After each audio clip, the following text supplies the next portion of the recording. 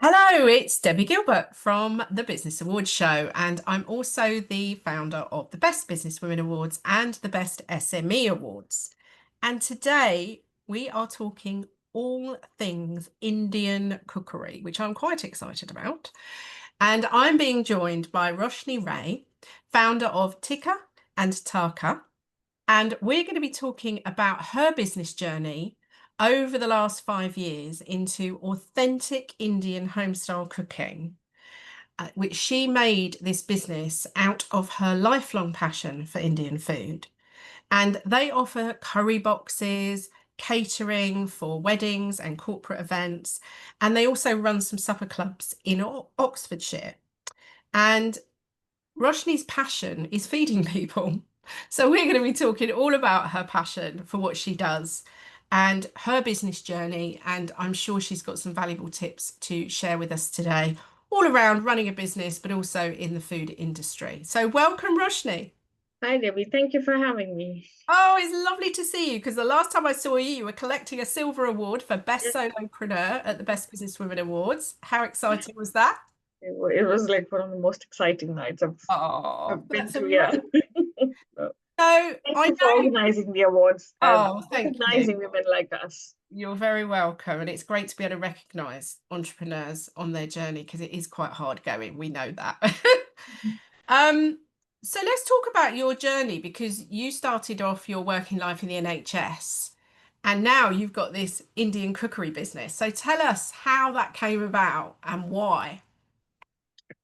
Um, I've always had passion for feeding people, bringing flavors from home onto the plates of people, telling them stories about the food they are eating, telling them stories behind the food. Because for me, according to me, every mouthful, every food has a story. It has got a memory. So as general human beings, I think we connect to food a lot more with the smell, the memory, the taste, and all of that. And I just wanted to share all of that with the local people of Oxfordshire here. So after working in the NHS for quite a number of years, I just felt like I needed. I mean, in all this while I was working there, obviously I had my passion going on in the background where I was just feeding all my friends and family constantly. And then I realized that I needed to take this to the next level and make it more well known to people. So that's Mhm. when I founded Tikka and Tadka, which has got an interesting story because we started during the lockdown. In fact, we were ready. We had everything planned to for a big launch in April 2020, and on 23rd March, the lockdown was announced. So it was just like everything was shut down, and we didn't know what to do. And but then obviously we didn't step back. So instead of just leaving it then and then waiting for the lockdown to finish, we started with doing local curry nights just in the village. And that became so popular that we still do some form of a curry box, not the same what we used to do. But yeah, that's what pushed us. So we were taken away, blown by the reaction people had to my food. And then obviously once the lockdown lifted, we started taking it bigger from there and yeah, expanding. So let's go back a little bit further. So you'd obviously had this job in the NHS and this passion for cooking. And so on the lead up to when you were launching in April 2020, so what research and also what drove you to want to start a food business up? What was the main driver for that?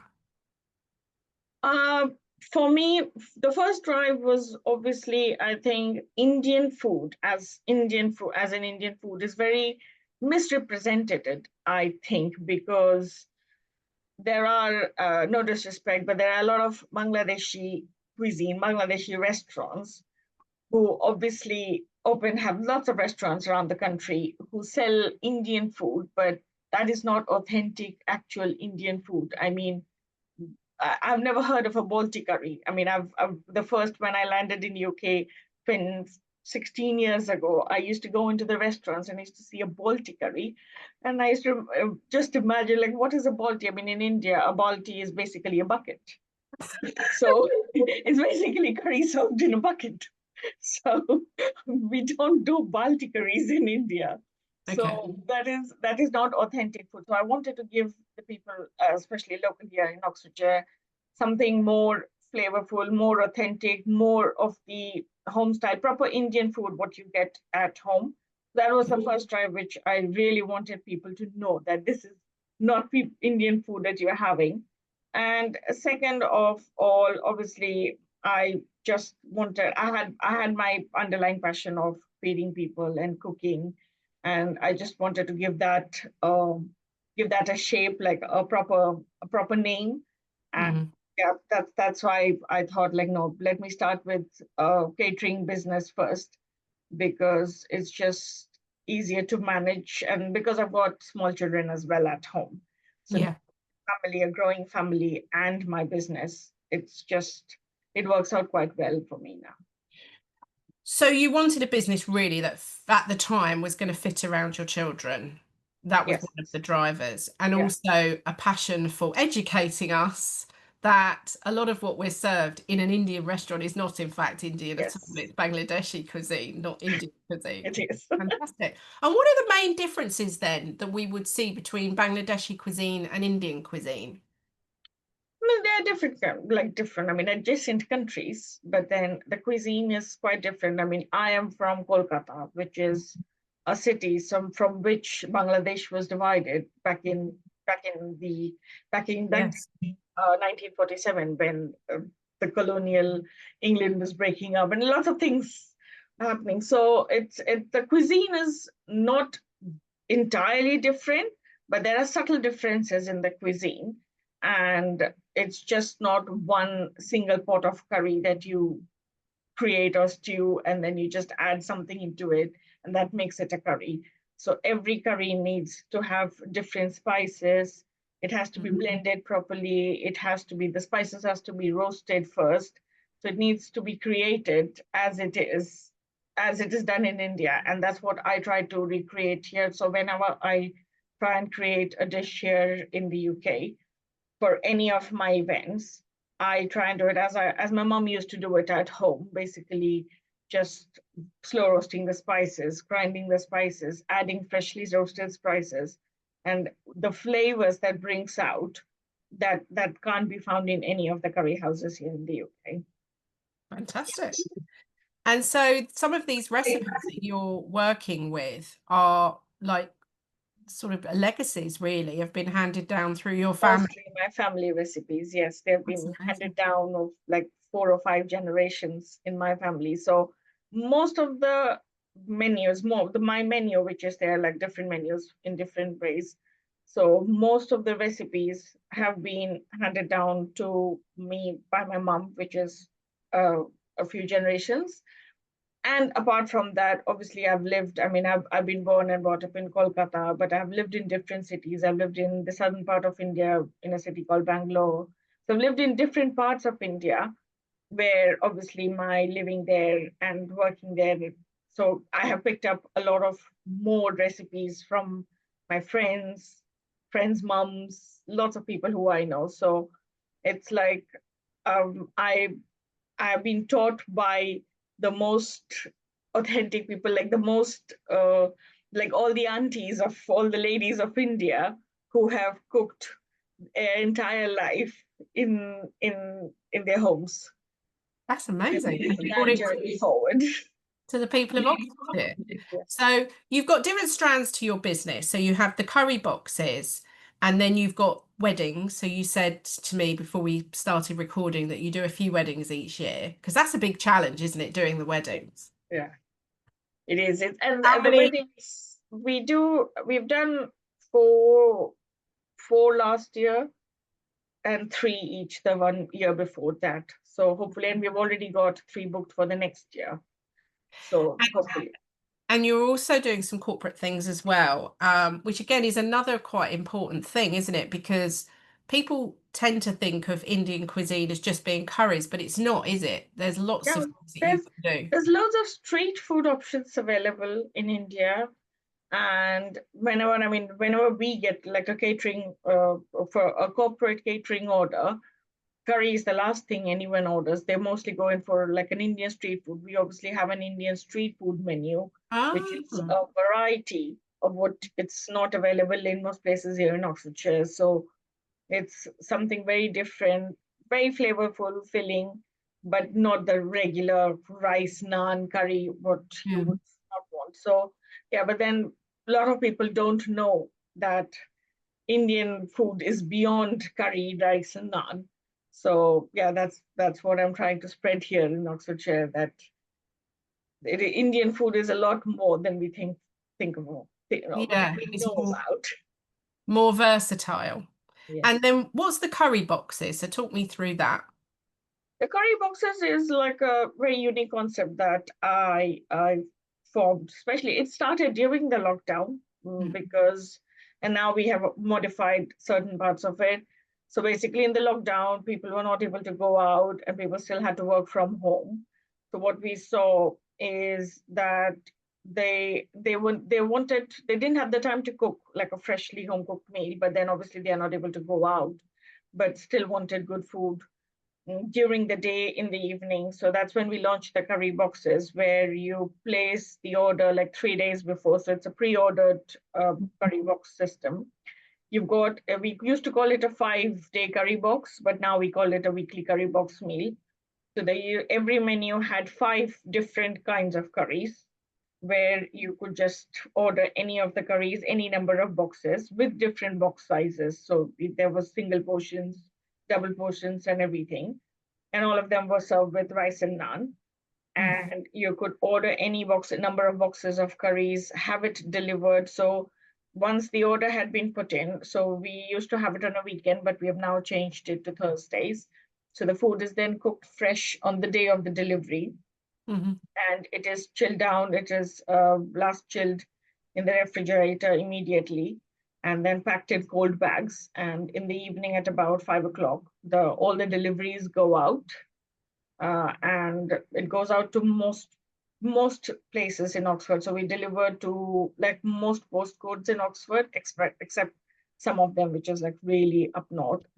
But yeah, and then people can keep it in the fridge. So because it's been cooked fresh on the day, so it stays in the fridge for like up to 7 days, and it can be frozen as well.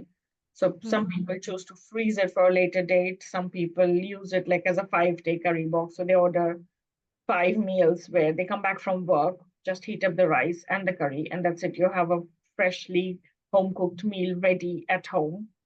Wow. And yeah, so and some people choose to just have it as like when they have guests over. So like order like 4 or 5 different kinds of curries and just serve it, heat it up and serve it to their guests. So yeah. I wonder how many people are honest and admit that they didn't cook it themselves. Oh, that's fantastic. Okay, so I'm loving this. And then you also do some supper clubs as well. Are you still running those? Yes, so we did a very interesting supper club. So because I'm from Kolkata, and I specialize in Bengali food, Mm. and we did a fusion supper club. So like English pub classics fused with the Bengali spices, Yeah. and we had like a full 4 course menu. I think just the week before half term, so just 2 weeks ago, we did it locally here in Oxford, and yeah, it was a sold out event. Like it was just so popular. So yeah, we do different with different menus, different regions, but mostly it's Bengali food that I'm trying to showcase. It's like Yeah. my family recipes that I'm trying to showcase. So yeah, we try and do at least 3 or 4 a year, just to give that experience. And do you find that those people then order the curry boxes throughout the year? It A kind of lot of them, one yeah. feeds I the mean, other. in my past supper clubs, that's what I found. I mean, obviously, once the food has gone out, I'll definitely go and have a chat with all the guests, and then most of them have stayed back as either guests for like either customers for catering, or the regular curry box, weekly curry box. So yeah. Yeah, fantastic. Okay, so let's talk about awards because obviously as a food business, having your the environmental health food ratings all really important and that's really, vital. But business awards, so you won a She Award a few years ago and then obviously entered the Best Business Women Awards. So talk me through why awards appeared on your radar and how important has it been for your business? It I mean, it didn't appear in the sense somebody mentioned. So the first award I won, the She Award, and even the Best Business one, I think I was speaking to someone just by chance. I mean, I wasn't looking to apply or anything. No. They just mentioned that, oh, this is there. If you want, you could apply for it. And I was like, okay, let me see what's the criteria and things like that. And I just applied. And for both of them, I think when I was like shortlisted as a finalist, I still couldn't believe it because obviously I'm still very new in the business here, and there's loads of food businesses around. Mm. So having been shortlisted is only such a great thing. It meant a lot to me, and I mean winning was obviously like the cherry on the cake on the top of it, but being shortlisted was great, and I just I it meant in a way that winning the awards, it gave me the exposure here locally as well. I mean, here in Oxfordshire, more than what it was before. But I Mm. mean, definitely people now know that I mean, I cook food, and for that, getting recognition for that, it means a lot because people trust the awards. People trust an award-winning business Yeah. than just a business, Yeah. definitely. So it gives you that validation, really, Yes, doesn't it, at yeah. the end of the day? So let's talk about the last few years because obviously you set a business up in a very, very difficult period of history during the pandemic. So what other challenges have you come across in the last 5 years of running your business? I think initially it was the first setup challenge that we faced. Obviously, we did different. We did curry boxes. I mean, my husband, Sam, he's been like a pillar. He's supported me all throughout. I mean, especially when we were setting up, when we had during the pandemic when we were there. I was the only one. I was doing all the cooking, and he was doing all the delivering because obviously we couldn't get any delivery persons. We couldn't employ anyone. We couldn't find anyone. So yeah, he started as like my one and only delivery boy, delivery person. But then yeah, apart from that, I think yeah, we that was like the initial challenge to finish off the lockdown, the COVID period. But once we were out of the COVID period, so spreading the word, it's just what I've seen is getting the word out about a new business in the market. It is one of the most difficult things that I have found where getting people to get that trust on you. I mean, most of my customers who I have got in the last 5 years, they have stayed. But Mm. once they have tasted my food, they have not gone to anyone else. Mm. But getting them to taste it for the first time is what's the first initial step, which is the biggest challenge for us, getting them to believe in us that what we are giving you, the food, trust me, it'll be one of the best that you have had. So Yeah, I guess your competitors are Indian takeaways, yes, authentic or not, but they are going to be they your are. biggest competitor. And so it's about kind of like you've just said, really, once people have tasted what you've got, they want to come back again. But it's getting them over the line to Getting do them. that, And isn't it? also because we are new, so we don't have huge budgets for marketing, advertising. So we've got limited budgets, whereas my competitors who are there locally, there are some of them who have got huge budgets for Mm. advertising, marketing. So it's difficult to compete with them in the same market. But then, yeah, we just I believe in my cooking, my taste, the taste of the food. And I know once it's out, people will know Mm. it's got good value. So is your marketing strategy centered around social media? Yes, that's what the works the best nowadays. I mean, I have tried local flyering.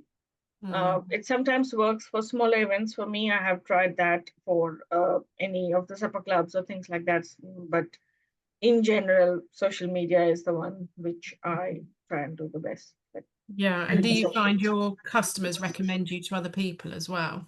yes, so like I think 50% of my business comes in from social media where most of the advertising is, but the rest 50% comes from uh, word of mouth. Like they would have tasted the food, they would have recommended it to somebody, and then they call back Mm. saying so and so recommended your food, or they would have picked up my card at one of the Mm. events or parties that they had, and then they remembered and they liked the food so much that they give back a call. So what's the bigger picture then? What's the longer term plan with the business? What do you hope to achieve in the next 5 years? To expand this business, keep the catering side of it because I enjoy doing the weddings Mm. and bringing the corporate events or any all the events. I mean, bringing that joy when you take the food into people's houses, but also want to have my own cafe, which sells proper, maybe not curries, but then something different Indian food to show people that there are loads of Indian food available. So yeah, have a cafe local here in Oxfordshire, but also keep the wedding side of it, like the catering side of it, definitely. Yeah, I imagine the weddings, although they're probably quite stressful, they're also probably quite satisfying. Yes, yeah. It is the build up to it is quite stressful, especially like when you need to get everything. I had gone into a meeting with Dame Proulette the other day. I Mm. was speaking to her, and she was obviously in catering a few years, like up until like quite a few years ago, and she said catering is one of the things which gives the most thrill to her because you I mean in restaurants obviously you have a dish and you create and recreate until you get it right and then you take it out in front of the customers, but during events, weddings, and things like that, like on the event days, it is just that day. You have to get it right the first time, and you have to recreate, you have to create what your client's vision. So they have a vision, you have to get to know that vision, and then you have to recreate it on the table. So Amazing. yeah, it is quite challenging and So how stressful. did you meet Dame Prue then? Oh, there was business networking event. Oh, He was speaking fantastic. at that event. So So it was a business networking event. She was yes, there. Oh, wow. Is this in Oxfordshire? yes. Come forward to your mic a little bit because your sound's gone. That's Yeah. Is So it you were better? at a business networking event with Yes, Dame Prue. yes. That is amazing. What networking event was this? Tell us what. Um, it was a women's business networking event. So like women in hospitality locally here, and yeah, she was one of the speakers in that event, and it was just I was, oh my God, meeting Dame Brulette. It was just amazing. That is amazing. Oh my goodness. Okay, so that's interesting. So you do networking within the hospitality sector, and then do you do sort of mixed networking events as well, or talk me through what networking you're doing? So I try and attend as many networking events as I can locally here in Oxford. So whether it's like general businesses or in the food industry, like for hospitality, I try and do as many hospitality ones I can, but just the local ones. And also in Oxfordshire, we have got an independent business group owners. So they sometimes obviously do hospitality meetups, and so I try and go in them. So just getting to know as when because when you start a business, I think that's what another thing I felt very challenged on. It feels very isolated, Mm. especially being a sole trader. You just don't know who to go to or who to contact. So my thing of my what has worked for me is like going to this networking events or asking for help when I can, because if you don't ask, you won't get. So just talking around and asking questions. And yeah, people have always come forward to help. I mean, I have been lucky in that way, touch wood. That's really good advice, actually. It's just about reaching out to people and asking for advice and help. So, if someone's listening to this podcast and they're thinking, I've been thinking of setting up a food business, what advice would you give them? My advice would be don't hold back. I mean, some people, they just think that they just uh, procrastinate and think that they'll do it later, they'll get the certifications. It doesn't, it's not very hard to get certifications. It's really easy, especially on the government.gov.uk. The website is just so easy to get everything done in there. It's very well listed in there. So once the certifications are there, just go and do it. People will always come forward to help only if you ask for it, Mm. and never be afraid to get a challenge. I mean, I have had so many challenges in since starting this business, but I've always had this thing that I won't let it stop me from going ahead, going forward. I'll always find a way. I am that kind of a person who needs to find a solution for everything. I will just not give up. So just going forward with that will definitely helps in driving through the business. Amazing. And have you got the children involved helping you? I've got a 3-year-old and an 8-year-old. Oh, probably a So bit young. so yeah, I mean that's another challenge I think I had. Like we started this business and then I had my younger one. Oh So my in goodness. between businesses, so I remember like I think I gave birth, and within 2 months of that, there was a 60th catering, birthday catering or something for about 100 people. So obviously I had the help of my husband, my mom, and things like that. I had my family to help me. But then within 2 months of giving birth, I was cooking for like about 100 people, like a 5 course meal, just because I mean, in a business, when it's especially your own, you don't have sick days, you don't have off days, you don't have like holidays. You have to do it. It's your thing. You have to finish it if you've taken an order. Brilliant. So you So, carried on, you powered forward. yes, but yeah, my 8-year-old, yeah, she's very forward, looking forward. As soon as she's 18, she'll take over the business. So yeah, we'll Oh, see. there you go. Could be a family thing. You never Yeah. know. Well, it's been lovely to talk to you today all about your business, and we'll make sure that your details are in our show notes. So if you are in and around the Oxford area, you can order curry boxes from Roshni and maybe talk to her about some catering for an event or go along to one of her supper clubs, which sounds amazing. And I'm sure we're going to be seeing you on award stages again because you definitely are somebody who is very award worthy. So well done, and I wish you every success for the future. Thank you so much. Thank you so much, Debbie, for having me on the show Thank and you. the awards. Thank you.